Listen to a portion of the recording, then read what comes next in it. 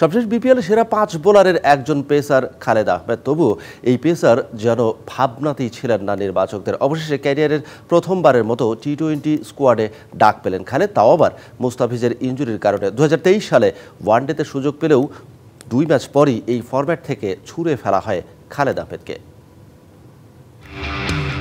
নির্বাচকরা যাদেরকে গোনায় ধরেন না তাদের ছাড়া আবার চলে না। যদিও বলা হয় তারা ব্যাকআপ ক্রিকেটার, তবে বিপদে না পড়লে এই ব্যাকআপ নামের অবহেলিতদের সচরাচর দলে ডাকতেও দেখা যায় না, যার সবশেষ উদাহরণ খালেদ আহমেদ। বাকিটা যদি উপরওয়ালার ইচ্ছা আর সিলেক্টরদের যদি পছন্দ হয় তাহলে ওনারা দেখবে আর কি। খালেদ আহমেদ সেটা তো আমি জানি না। আইপিএল খেলতে গিয়ে ইনজুরিতে পড়েছেন মুস্তাফিজুর রহমান, তাকে পাওয়া যাবে না পাকিস্তান সফরে, তাই ডাক পড়েছে খালেদ আহমেদের। All time Roma. Taste it, love it. 2018 সালে টেস্টে ডেবু হওয়া এই পেসার ওয়ানডেতে সুযোগ পান 2023 সালে। 2 ম্যাচ বাদে আর ওয়ানডেতে ডাকা হয়নি খালেদ আহমেদকে। তার বছর 2 পর এবার এই পেসার ডাক পেলেন টি-20 ফরম্যাটের জন্য।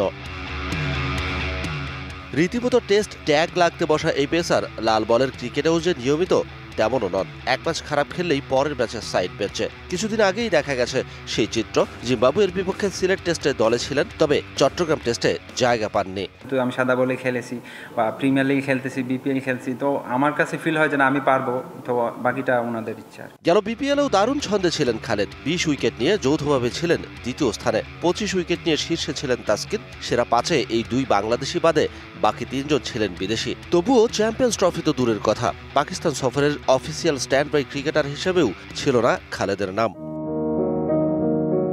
বিপিএলের চট্টগ্রাম পর্ব চলাকালীন না ফেরার দেশে চলে যান পেসার খালেদ আহমেদের মা। পরের দিন খালেদের সতীর্থ থেকে শুরু করে প্রতিপক্ষ শোক প্রকাশ করেন মাঠে দাঁড়িয়ে।